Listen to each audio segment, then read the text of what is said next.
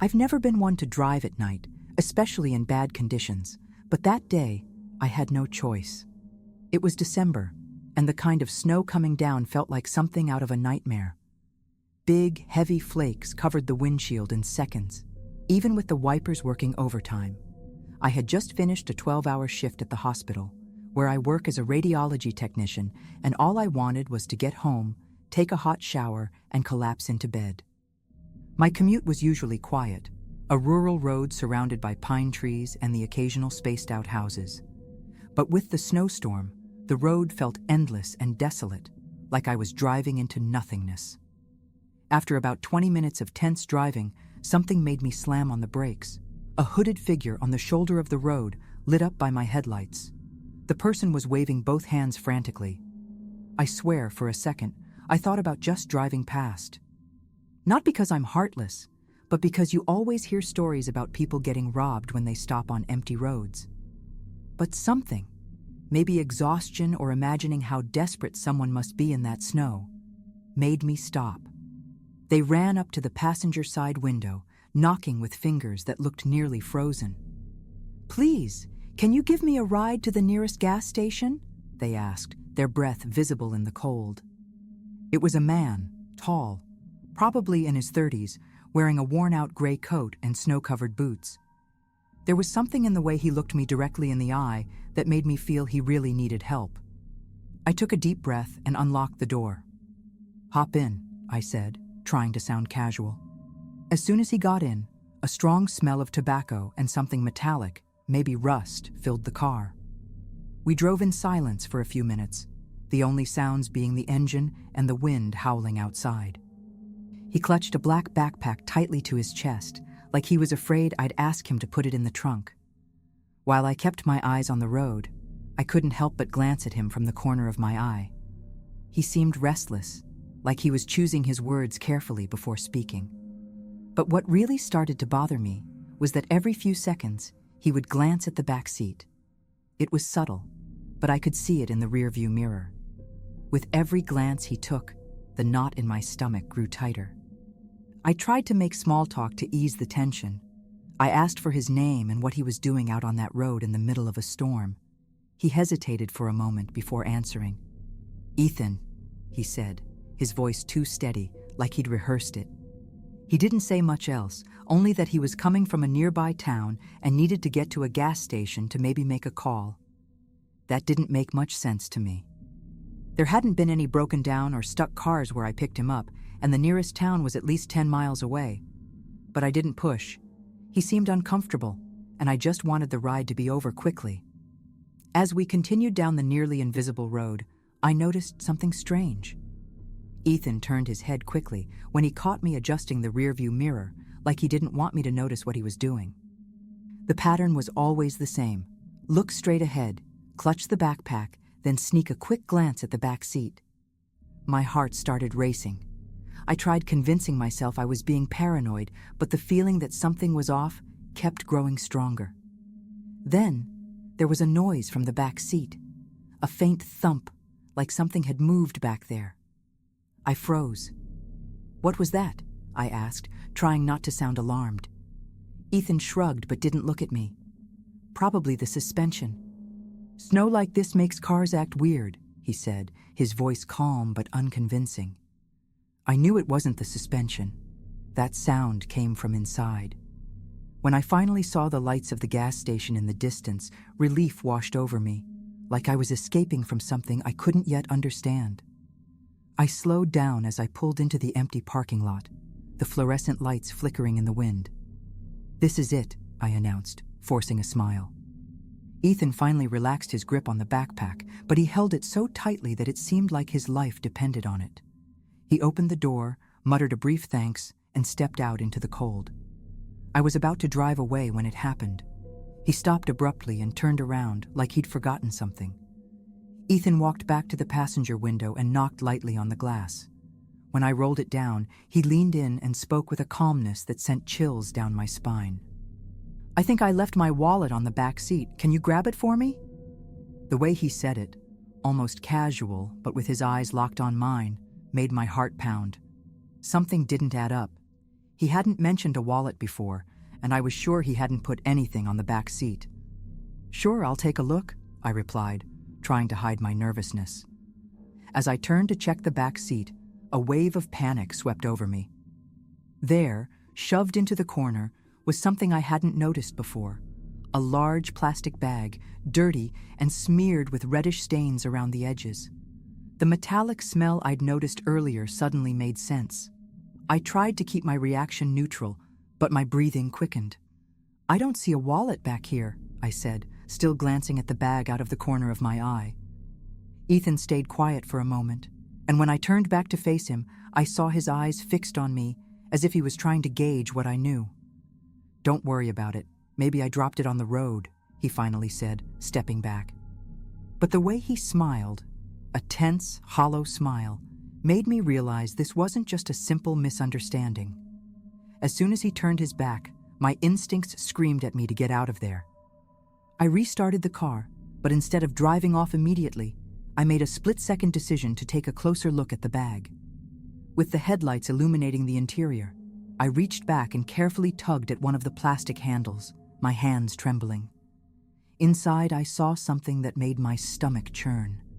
A large knife, stained with dried blood, and what looked like a piece of blood-soaked fabric. Ethan was still outside, fumbling with his backpack like he wasn't in a hurry. But I knew that he knew. He was waiting to see if I would do something. Every fiber of my being was screaming at me to flee, but my brain was frozen with terror. Then, I saw him start walking toward the car again, his backpack slung over one shoulder, hands tucked into his coat pockets. At that moment, I made my decision. I slammed my foot on the accelerator, and the car lurched forward, spraying snow in every direction. In the rearview mirror, I saw Ethan's face twist from calm to furious as he sprinted after the car for a few steps, but the heavy snow quickly slowed him down.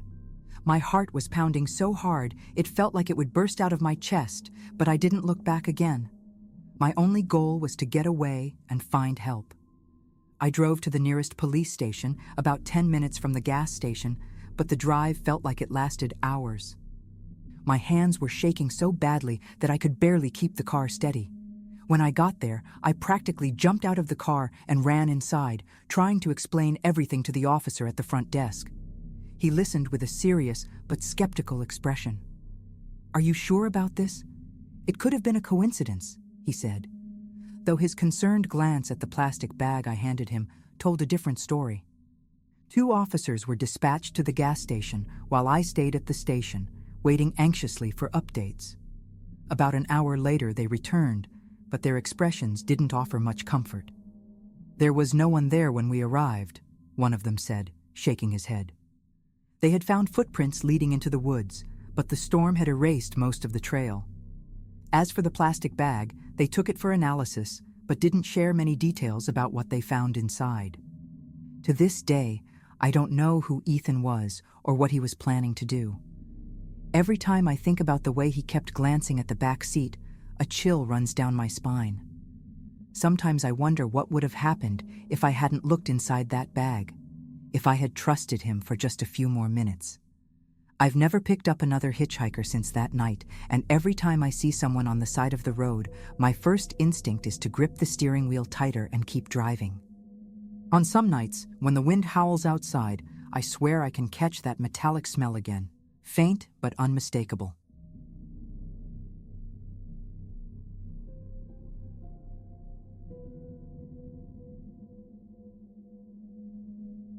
I was 12 at the time, living in a small town surrounded by mountains and covered in snow for most of the winter.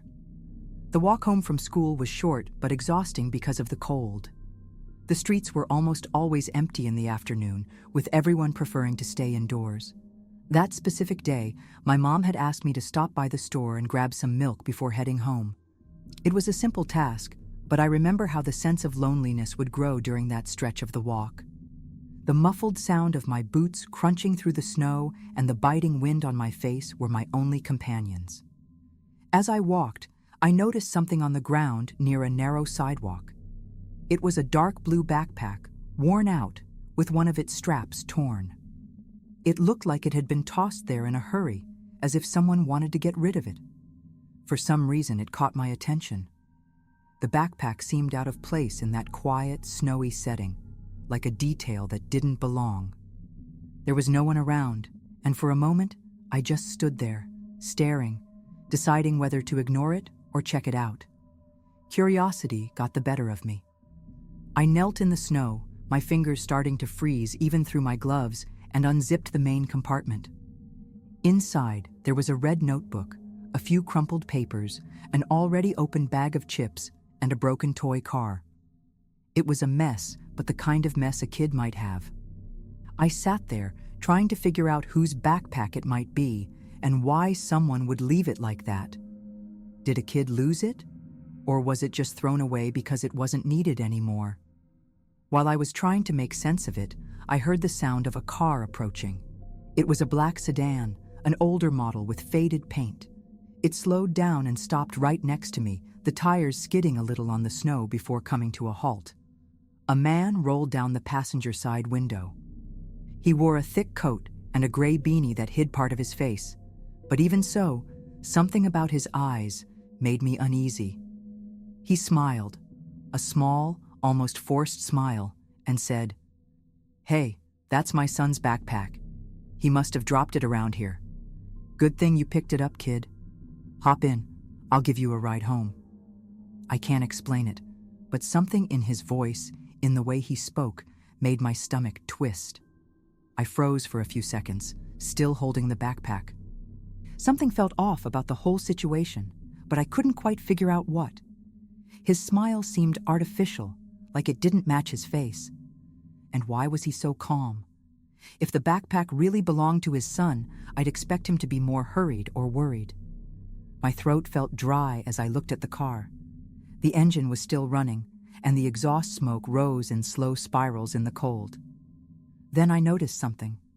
The car didn't have a car seat or anything that suggested a child had been inside.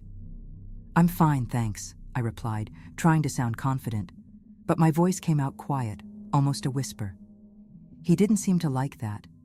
His smile faded for a second, but then returned, even more forced this time. "No need to be scared, kid. I'm just trying to help. It's dangerous to walk around here alone, especially in this snow. My son's always forgetting his stuff. He'll be happy if you give that back." He pointed at the backpack in my hand, but made no move to get out of the car. My heart started racing. Something was very wrong, but I didn't know how to get out of the situation without drawing attention or seeming rude. The man glanced around as if checking to see if anyone else was nearby. The street was completely empty, as usual. The snow kept falling, covering everything in silence. Then he opened the car door and started to get out, his feet sinking into the snow. "Come here, hand it over," he said, stretching his hand toward me. My instinct was to step back, but I felt frozen, my feet heavy as if stuck in the ice. He didn't seem aggressive, but the way he moved, slow and calculated, made every alarm in my mind scream to run. Yet, I just stood there, trying to think of an excuse or a way out. Then I heard another sound, a low but distinct noise, footsteps. They weren't mine, and they certainly weren't his, because he stopped too, looking around with a confused expression. For a moment, the silence felt even heavier, broken only by the wind. I slowly turned my head and saw a figure in the distance walking through the snow. It was someone in a bright orange jacket, like the kind construction workers wear, and a black cap. The person seemed distracted, maybe listening to music through headphones, but their presence was enough to make me act. "I'll take this to the police," I blurted out without thinking. I grabbed the backpack and started walking quickly in the opposite direction from the car. My legs were shaking as I hurried through the snow, feeling the weight of his gaze on my back. Every step I took, the sound of the car engine stayed there, constant, like a reminder that he hadn't left. I didn't dare look back, afraid of seeing something I didn't want to. All I could think about was moving forward and getting closer to the person in the orange jacket. It felt like they were my only chance of safety at that moment. Even so, the cold burned my face, and the cutting wind made my eyes water. I didn't know if it was the weather or the panic. After a few steps, I finally heard the car moving. The sound of the tires crunching on the snow was so loud, it seemed to echo through the entire street. My heart nearly jumped out of my chest as the car passed me slowly, like the driver was watching me. I didn't have the courage to look directly, but out of the corner of my eye, I could see the man staring at me, his smile completely gone now. He didn't say a word, just kept driving, turning the corner, and disappearing. But even then, the fear clung to me like I was still being followed. When I finally got close to the person in the orange jacket, I saw that it was an older man, maybe in his 50s. He was carrying a shovel and had a small flashlight clipped to his jacket pocket. Despite his harmless appearance, my body was so on edge that even he seemed suspicious. "Excuse me," I said, my voice louder than I intended. He turned, pulling out one of his earbuds. "You okay, kid?" he asked, frowning like he could sense how shaken I was. For a moment, I thought about telling him everything, but the words just wouldn't come out. All I managed to say was, "There's a weird guy around here. He was following me." The man glanced in the direction I had come from, narrowing his eyes as if trying to spot something. After a few seconds, he said, "You'd better head home, kid. This area isn't very busy." He sounded sincere, but the casual way he said it made me uneasy. It was like he didn't grasp the real danger I had just been through. Even so, I thanked him and kept walking. My heart was still pounding, and the backpack now felt like it weighed a ton. Every little noise around me made my body tense, as if the man in the car could appear again at any moment. When I finally got close to home, the sky was already growing darker. The sense of safety I expected to feel upon seeing my street didn't come. On the contrary, it felt like something was still wrong, like I was being watched. I looked back one last time, but the street was completely empty, just the falling snow slowly covering my tracks. I ran up the steps to the porch and went inside, locking the door behind me with a click that echoed in the quiet entryway. I placed the backpack on the kitchen table and stood there, staring at it. My chest was still heaving, trying to process everything that had happened. A few minutes later, my mom walked into the kitchen looking worried. "Are you okay? You're so pale," she said, placing a hand on my forehead. I just nodded and muttered that I was fine. She glanced at the backpack on the table. "What's that?" I hesitated for a moment before answering. "I found it on the street. Looks like it belongs to some kid." She frowned but didn't press me further. After she left the kitchen, I finally worked up the courage to open the backpack again, hoping to find something that could help me make sense of what had just happened. This time, I went through it more carefully. I opened the red notebook and flipped through the pages. Most of them were scribbled with drawings of monsters, twisted trees, and what looked like a house with boarded-up windows. But what made me freeze was the last page. Written in shaky, almost illegible handwriting, it said, "If you found this, don't trust him. He'll come back." My heart stopped for a moment. Who wrote that? And who was he? The only thing I knew was that none of this felt like a coincidence. It was as if the backpack had been left there on purpose, as a warning. That night I couldn't sleep. Every time I closed my eyes, all I could think about was the black car and the man who insisted I get in. Who was he? What did he want from me? I never saw that car or that man again, but to this day, I still wonder what could have happened if I had trusted him. Sometimes I still dream about the sound of tires on snow or the way he stared at me as he drove slowly by. And every time I think about it, I feel the same chill I felt that day. The backpack? I threw it away the next day. But honestly, I don't think it made a difference. Some things just stick with you, no matter how hard you try to leave them behind.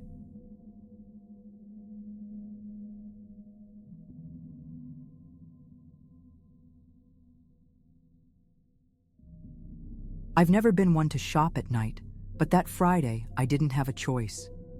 My fridge was practically empty, and after a chaotic week at work, the last thing I wanted was to deal with Saturday morning crowds at the grocery store. It was around 9 p.m. when I left home with my shopping list in hand, ready to grab just the essentials. At the time, I was living alone in a quiet neighborhood, full of silent streets and streetlights that never seemed bright enough.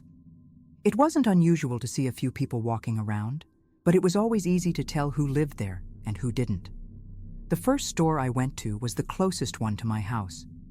As I picked out some vegetables in the produce section, I noticed a man standing in the next aisle over. He was holding an empty basket and staring at the spice shelf like he was making a life-or-death decision. He was tall, wearing a worn black jacket and a gray baseball cap that shadowed part of his face. I didn't think much of it. People zone out in grocery stores all the time. The only reason I noticed him at all was because when I passed him again in the canned goods aisle, he was still in the same spot with the basket still empty. I paid for my groceries quickly and decided to stop by the pharmacy on the corner to pick up some medicine. As I browsed the shelves, that same uneasy feeling crept over me. Glancing at the glass display case in front of me, I saw his reflection. There he was again, leaning against the vitamin shelf, still holding the empty basket. My heart started pounding, but I forced myself to believe it was just a coincidence. Maybe he was running errands without any rush, or maybe he was waiting for someone. Even so, the fact that he had left the grocery store and ended up at the pharmacy right after me made my stomach twist.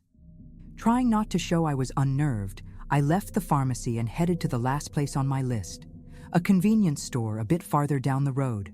It was one of those places that sold everything from bread to old magazines, and I only needed to grab a bag of coffee. The moment I walked in, my stomach sank. He was there again, standing near the drink cooler. This time, he didn't have a basket or anything in his hands. He just stood there, hands in his jacket pockets, like he was waiting for something. I started to wonder if I was being paranoid or if something was actually wrong. I grabbed the coffee and went to the register as quickly as possible, avoiding eye contact. When I walked out, I glanced over my shoulder. He was still inside, but the way he watched me through the glass door sent chills down my spine. My heart was racing as I walked home. I tried to convince myself I was overreacting, that it was just a coincidence he had been at all three places. But at the same time, something inside me was screaming that it wasn't normal. The street was nearly empty, lit only by dim streetlights and the occasional glow from house windows. I forced myself to walk at a steady pace, trying to appear calm. The last thing I wanted was to draw attention to myself if he really was following me. Meanwhile, my mind was spinning, trying to make sense of everything. After a few minutes, I glanced discreetly over my shoulder, pretending to adjust my bag on my shoulder. He was there, on the other side of the street, walking slowly. He kept just enough distance to avoid being obvious, but not far enough for me to lose sight of him. My throat went dry, and a cold sweat ran down my back. He didn't seem to be carrying anything from the stores, which made the whole situation even stranger. My brain raced to come up with a plan. Should I run, knock on someone's door, and ask for help? But the street was so quiet that any sudden movement might draw even more attention to me. I kept walking, trying to memorize every detail of the route. I was only a few blocks away from home. The sense of vulnerability was overwhelming. It felt like he was toying with me, keeping his distance just enough to avoid suspicion, but close enough to make sure I knew he was there. At one point, I thought about taking out my phone and calling someone. But what if he noticed? What if that made him act faster? My hands trembled as I tried to stay calm and kept walking like nothing was wrong. When I turned the last corner before my street, I realized he had crossed the road and was now on the same side as me.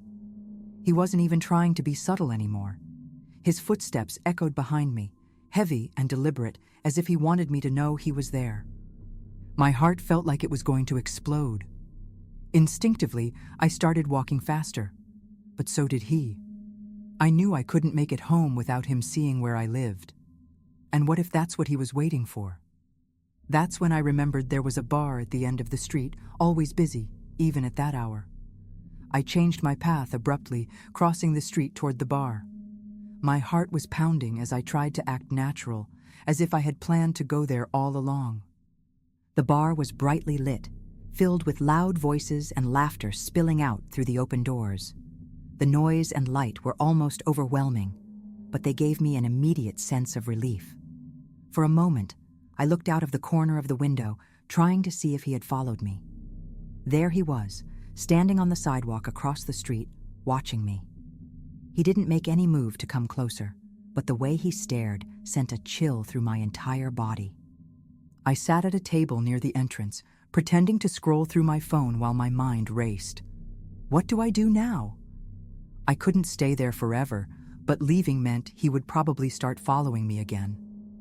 A waiter came over and asked what I wanted, and in a voice I barely recognized as my own, I asked for a glass of water. My hands were trembling so much I almost spilled the glass when it arrived. I glanced at the window's reflection and saw that he was still there, unmoving, like he was waiting for me to make my next move. After what felt like hours, I finally gathered enough courage to approach the counter, where a woman was paying her bill. She looked like she was in her 40s, dressed in athletic clothes, as if she had just gone for a walk and decided to stop by. I hesitated for a moment before whispering, "Sorry to bother you, but there's a guy outside, and I think he's been following me. Can you help me?" The woman turned to me with a mix of concern and determination, nodding immediately. "Of course, honey. I'll walk you home." The relief I felt was almost overwhelming, but there was still a knot of tension in my stomach. I didn't know if this would be enough. We left the bar together, and I could feel his eyes on us the moment we stepped outside. He was still standing there, but now he seemed hesitant. The woman, who introduced herself as Emily, started chatting with me casually as we walked. I could feel my breathing starting to ease as we put more distance between us and him, but I kept glancing over my shoulder. He didn't follow us. When we reached my street, I thanked Emily for what she had done. "If you ever need anything, just knock on my door," she said, pointing to a house a few doors down from mine. I went inside, locking the door and every window behind me.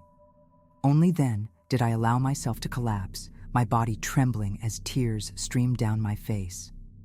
After calming myself down, I went to the living room window, pulling the curtain back just enough to peek outside. He wasn't there anymore. The street was empty and silent, but now it felt oppressive, full of shadows that seemed to shift on their own. Even so, I couldn't sleep that night. Every little noise, every creak of the wooden floorboards made me hold my breath, straining to hear footsteps outside. He had seen me go into my house, and that thought made my stomach churn. I spent hours sitting on the couch, clutching my phone, ready to call the police at the slightest sign of anything unusual. The days that followed were difficult. I constantly looked over my shoulder, especially when I left the house. I never saw him again, but the feeling of being watched never completely went away. When I went to the grocery store or the pharmacy, my eyes scanned every corner, searching for that man in the black jacket and gray cap. I started avoiding going out at night entirely, and when I absolutely had to, I made sure to call a cab, even if it was just a short distance. The sense of safety I used to feel in my neighborhood never fully returned. What scares me the most to this day is the thought that if I hadn't gone into that bar, things could have turned out very differently. He knew what he was doing. The way he followed me without ever getting too close, the way he showed up at all 3 places, the calculated distance he kept while walking behind me. It was all deliberate. I never found out what he wanted or why he was following me. Maybe he was just some strange guy trying to mess with me for fun. Or maybe it was something far worse. Just thinking about it sends shivers down my spine. Since then, I always share this story with people I know, especially women who, like me, sometimes have to go out alone at night. It might seem like a small thing, easy to ignore or dismiss as paranoia, but the feeling that something was wrong is what saved me that day. Now, I always trust my instincts, because that's what kept me safe. Even so, to this day, if I'm in a public place and see someone standing still for too long, watching without any reason, my heart starts racing. I think that fear will stay with me forever.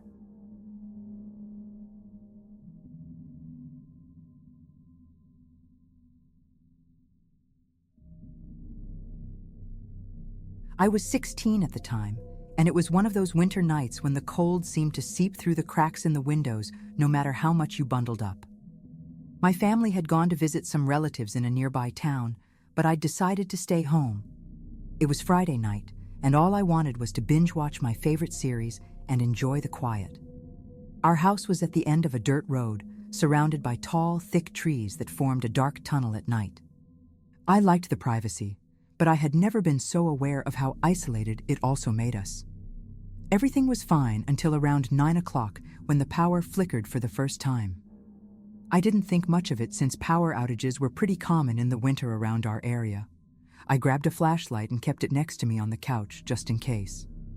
I turned the volume of the TV up slightly to drown out the sound of the wind rattling the branches outside.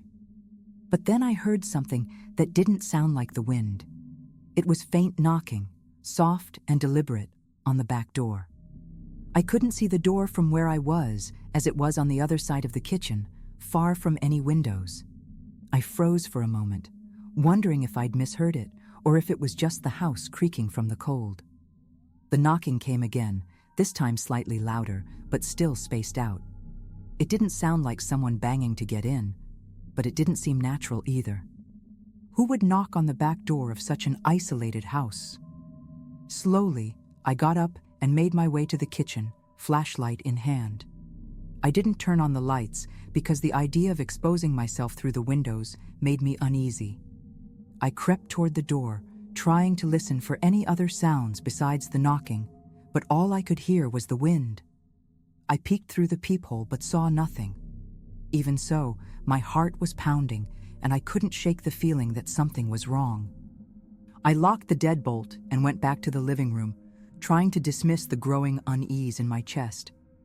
I had barely sat down when I heard the most chilling sound yet: footsteps on the roof. At first, I thought I was imagining things. Who would climb onto the roof on a night like this? But the footsteps were clear, one after the other, heading toward my bedroom upstairs. Fear hit me like a wave of ice. I grabbed my phone and tried calling my parents, but the call wouldn't go through. The signal in our area was terrible, and the thought of being completely alone began to suffocate me. I stood frozen, flashlight trembling in my hand, listening as the footsteps grew slower and more deliberate, as if whoever was up there was carefully choosing which window to check next. I knew I needed to move, but my body felt rooted to the spot. Every step I heard above me made my heart race faster, and my breathing felt trapped in my chest. Finally, I mustered the courage to move toward the stairs, keeping the lights off. The last thing I wanted was to draw attention to where I was. I climbed the first step slowly, trying to hear any sound other than the footsteps on the roof. That's when something fell to the ground outside, on the far side of the house. It sounded like metal or a large branch being dropped. But it didn't make sense. There was no one who could have been out there. Or at least, there shouldn't have been. When I reached the top of the stairs, I realized the footsteps had stopped. The silence was almost worse than hearing them. I was debating whether to look out the hallway window or lock myself in my room when I heard it. The unmistakable sound of the doorknob to my bedroom window being tested. My stomach turned. Someone was there trying to get inside. I grabbed my phone again and tried dialing 911. I waited and waited, but the call wouldn't go through. The crushing sense of helplessness was overwhelming, like the air around me was growing heavier with each passing second. I went into the guest room at the far end of the hallway and hid inside the closet. It was small and cramped, but at least it was far from any windows. From there, I could hear everything more clearly. The faint knocking at my bedroom window continued, but now it sounded more impatient, almost frustrated. After a while, the knocking stopped, and a heavy silence settled over the house. I closed my eyes, trying to convince myself it would all be over soon. Maybe it was just some idiot pulling a prank, or maybe I was overreacting and imagining things. Then I heard something that made my blood run cold.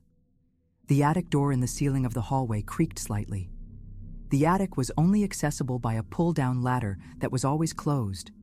I knew no one in my family had touched it. If someone was in the attic, how had they gotten up there? And why were they moving so slowly? The old wooden boards creaked under deliberate steps, each one echoing as if whoever was up there was being careful not to make too much noise. The heat inside the cramped closet felt suffocating, but I didn't dare move. The idea of someone being in the attic left me paralyzed. That part of the house was never used, filled with dusty boxes and forgotten junk. Whoever was up there hadn't climbed through the pull-down ladder because it made a loud, unmistakable noise when opened. That meant there was another way in, or worse, that the person had been inside the house all along. My chest felt tight as I stayed curled up in the closet, desperately trying to stay silent. Each breath I took was shallow, controlled, as if even the sound of me breathing might give me away. Sweat ran down my face, despite the freezing air that surrounded the house. The footsteps in the attic moved closer to the hatch in the hallway ceiling. They would stop, then start again, as if whoever was up there was carefully considering their next move. Then came a dull thud, like something heavy being dragged or dropped. A chill ran down my spine. I could almost imagine the attic door being pulled open, revealing a face staring down at me from the darkness above. My mind refused to fully form that thought, but the terror of it lingered in every corner of my mind. I wanted to run, to escape the house, but the idea of crossing the hallway under the attic was unbearable. Staying hidden felt like my only option. After the dragging noise, silence fell again. Minutes passed, each one feeling like an eternity. That's when I heard a faint knock on the closet door. It wasn't loud or forceful. It was almost as if whoever was on the other side knew exactly where I was and wanted me to know it too. My entire body shook. I couldn't possibly stay stiller than I already was. The knock came again, slightly louder this time, and then it stopped.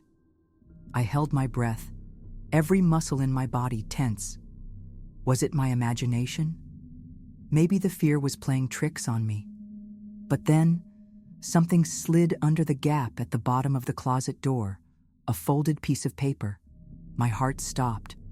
Whoever it was wasn't trying to get in. They were leaving something for me.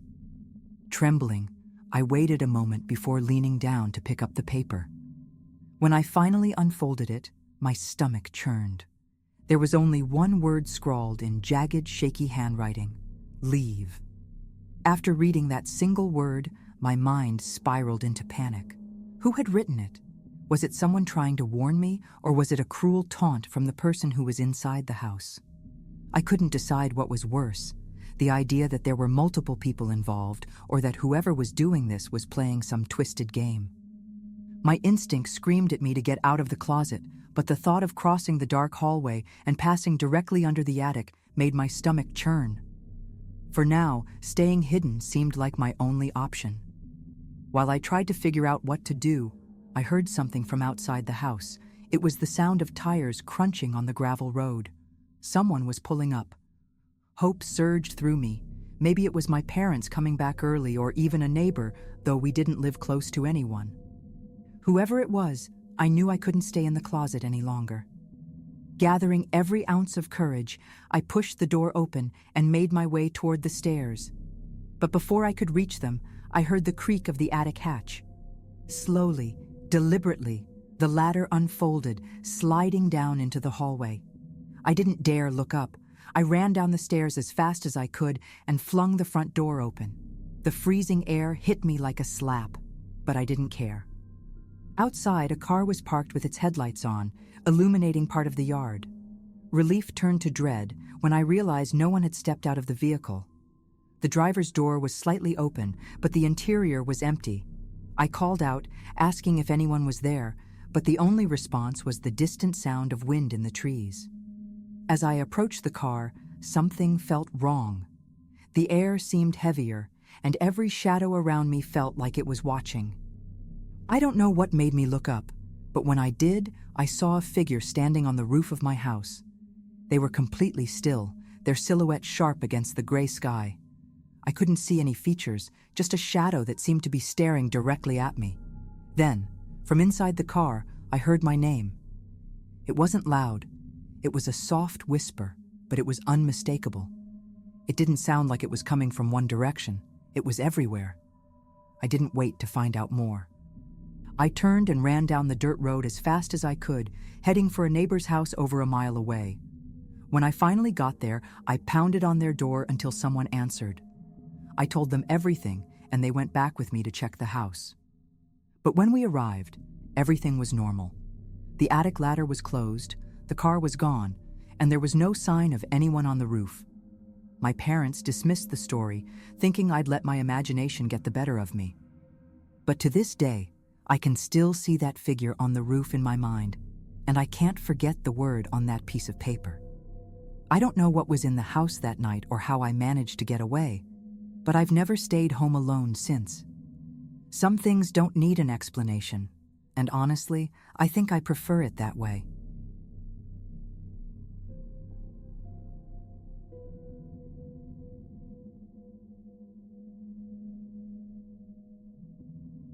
I've never been one to believe in strange stories.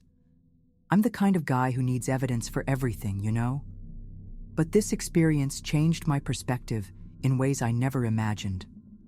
It happened in the winter of 2019 when I rented a remote cabin in the mountains to finish a work project. I'm a freelancer, working in design, and at the time, I needed a quiet place to focus. The cabin was perfect, far from everything, surrounded by tall trees blanketed in snow, with a silence so deep it felt unsettling. It was exactly what I thought I needed. The first night was uneventful. I spent the day settling into my routine, setting up my workspace, and getting used to the sound of the wind rattling the windows. The next morning, I woke up to a snowstorm.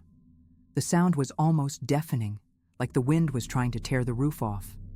I decided to make coffee and sit by the fireplace, trying to ignore the cold that seemed to seep through the walls. When I looked out the window, the world had vanished under a thick, white blanket.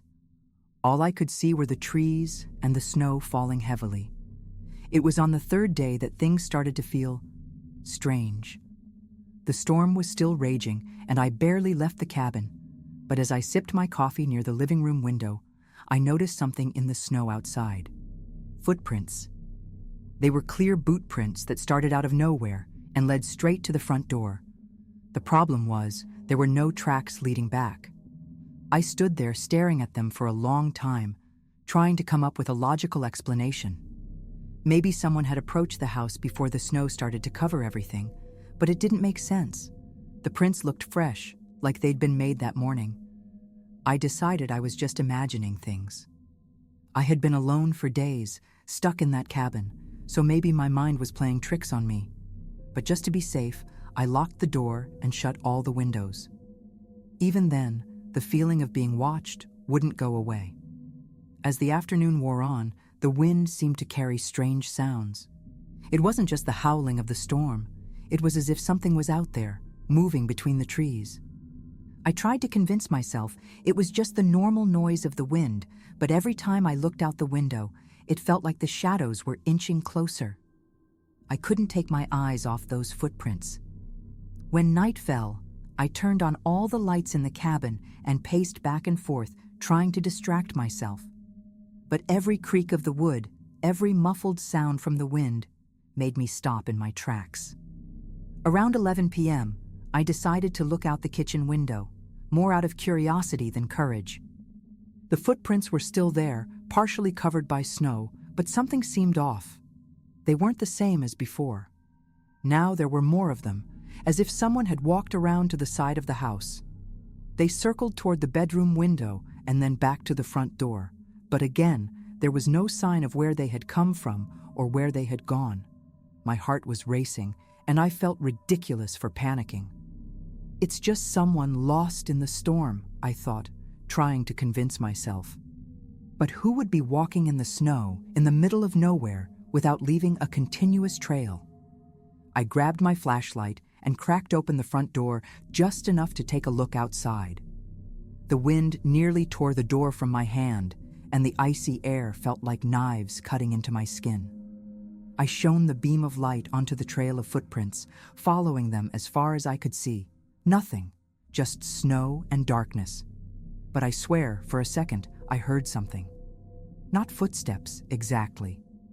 It was a faint sound, like rustling, almost imperceptible, coming from the direction of the trees. I shut the door quickly and locked it again. My instincts told me something was wrong, but I didn't know what to do. There was no cell service, and the landline in the cabin had been dead since the storm started. I tried to sleep, but every time I closed my eyes, it felt like I could hear something outside. By 3 a.m., I couldn't take it anymore.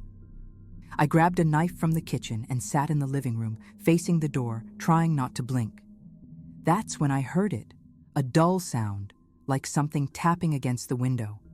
Not loud enough to break the glass, but enough to make me freeze. I stood up slowly, every muscle in my body tense, and crept toward the window. When I pulled back the curtain, I almost dropped the knife. Outside, in the shadows, something seemed to be moving. I couldn't make it out clearly because of the snow and the faint light, but I swear there was a figure standing still, staring directly at me.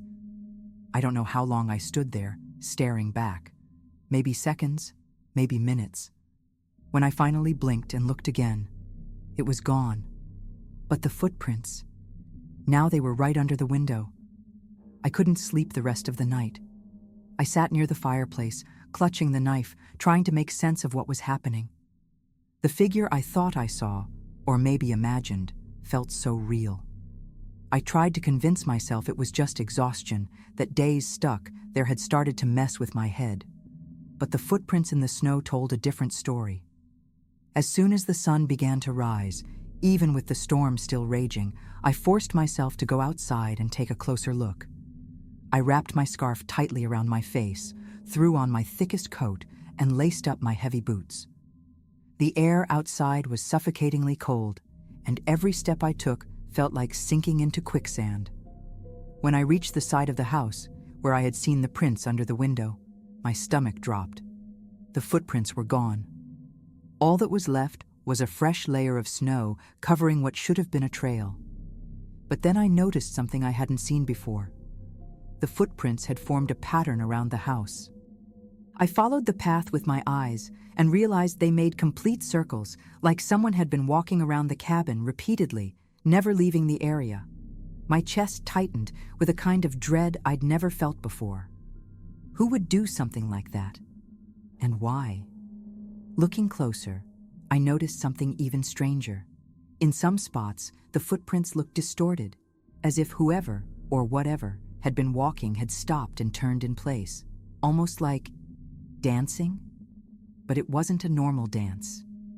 It was awkward, uneven, the kind of movement that gives you an uneasy feeling just thinking about it. I rushed back inside, stomping my boots to shake off the snow and trying to calm down. But the cabin, which had once felt like a safe retreat, now felt small, suffocating, like something unseen was closing in around me. That afternoon, as I tried to focus on my work near the fireplace, I noticed something that made my breath catch in my throat. On the living room window, where the glass had fogged from the warmth of the fire, there was a mark. It wasn't clear at first, but it looked like the outline of a hand, as if someone had pressed their palm against the outside of the glass. The problem? I hadn't heard anything. No knocking, no tapping, nothing. The world outside was still a swirling blizzard, and yet that mark was there. I don't know how long I stood staring at it, but suddenly, the feeling of being watched came back, stronger than ever, and I felt like screaming. I couldn't ignore it anymore. Someone, or something, was messing with me, and I needed to figure out what was going on. I grabbed the flashlight and the knife, forcing myself to step outside again, even with the storm still raging. The footprints around the house were even clearer now, and it looked like there were more of them. I followed the trail carefully, my boots sinking deep into the snow. As I walked around the cabin, I noticed something chilling. The footprints didn't belong to just one person. There were multiple sets, some larger, some smaller, but all of them led toward the house. None of them led away. With every circle I made around the cabin, the feeling of being watched grew stronger. It was as if I was being studied, every move of mine monitored. The wind carried strange sounds, almost like whispers, but I couldn't tell if they were coming from the distance or just inside my head. When I finished the last loop, I crouched down to examine the prints more closely. That's when I noticed something that nearly made me drop the flashlight. Some of the footprints didn't look human. They were elongated, with what seemed like claw marks at the end. A shiver ran down my spine so violently I didn't even realize I had dropped the flashlight into the snow. I ran back into the cabin, my hands trembling, knowing something awful was about to happen. I locked the door again and dragged a heavy piece of furniture in front of it, trying to create some sort of barrier. The hours passed in a blur. The sound of the wind was constant, but every now and then I thought I heard something else. Footsteps, or maybe scratching against the wooden walls. When night fell, the fear became unbearable. My flashlight started to fail, and the darkness seemed to close in around me, almost alive. Then, just before midnight, the sound stopped. The wind, the noises, everything. The silence was so deep it felt unnatural. I could barely breathe. That's when I heard the back door creak, like someone had opened it. My heart was pounding. I knew I had locked it. I grabbed the knife and crept toward the kitchen, each step slow and deliberate, every muscle in my body tense. When I reached the door, it was slightly ajar, and the snow outside glowed faintly under the moonlight. But there was no one there. Just a new trail of footprints, leading away from the house this time. I knew I couldn't stay. Those footprints leading away confirmed it. Whatever it was had been inside while I was there. I packed my things, rushed to my car, and didn't look back. The storm had cleared, and the snow sparkled under the moon, creating a strangely serene scene. But none of that mattered. I needed to leave. As I drove down the snow-covered road, I couldn't resist one last look in the rearview mirror. The cabin was still there, dark and silent. But around it, something made my blood run cold. The footprints had returned, now forming a perfect circle, as if they were waiting for me to leave. Since that day, I've never gone back to that cabin, and to this day, I have no idea what happened there. All I know is that whatever it was toying with me, and I never want to cross paths with it again.